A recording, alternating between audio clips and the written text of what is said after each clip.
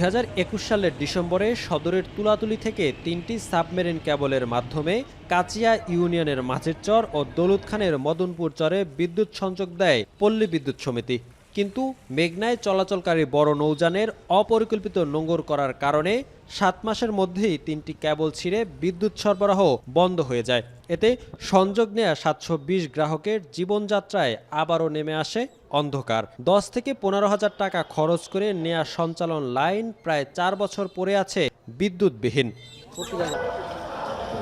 শুধু গৃহস্থলী নয়, বিদ্যুৎ বিচ্ছিন্নতার প্রভাব পড়েছে পুরো চরাঞ্চলের অর্থনীতিতে। ব্যবসা বাণিজ্য, শিক্ষা প্রতিষ্ঠান, ক্ষুদ্র উদ্যোক্তা, ফ্রিজ ভিত্তিক দোকান, মোবাইল সার্ভিসিং, ফটোকপি, অনলাইন সেবা সবখানেই নেমে এসেছে স্থবিরতা। তাই চরাঞ্চলের অর্থনৈতিক গুরুত্ব বিবেচনায় দ্রুত বিদ্যুৎ সংযোগ পুনর্স্থাপনের দাবি স্থানীয়দের।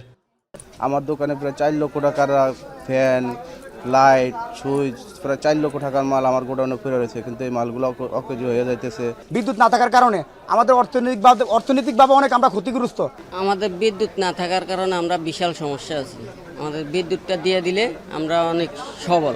ঘরে ফ্রিজ আনছি, টিভি আনছি, ফ্যান আনছি, ঘর ওয়ারিং করেছি, এখন সব নষ্ট হয়ে যাইতেছে। এদিকে তদারকি ও রক্ষণাবেক্ষণের অভাবে দুর্গম চরের কয়েক হাজার খাম্বায় টানা সঞ্চালন লাইন ও ট্রান্সফরমার নিয়ে যাচ্ছে অসাধু একটি চক্র। নদীতে বিলীন হয়ে যাচ্ছে অনেক খাম্বা। তবে বিচ্ছিন্ন দুই চরে বিদ্যুৎ পূর্ণ সংযোগ দেওয়ার জন্য নতুন করে সমীক্ষা করার কথা জানালেন বাংলাদেশ পল্লী বিদ্যুতায়তন বোর্ড।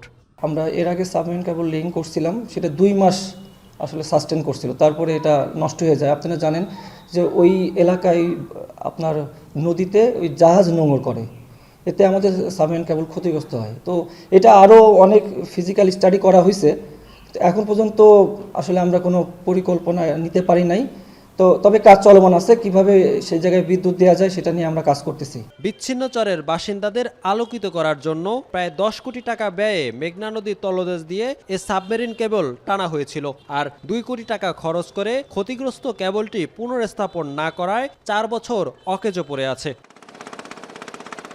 ইমতিয়াজুর রহমান, এখন ভোলা।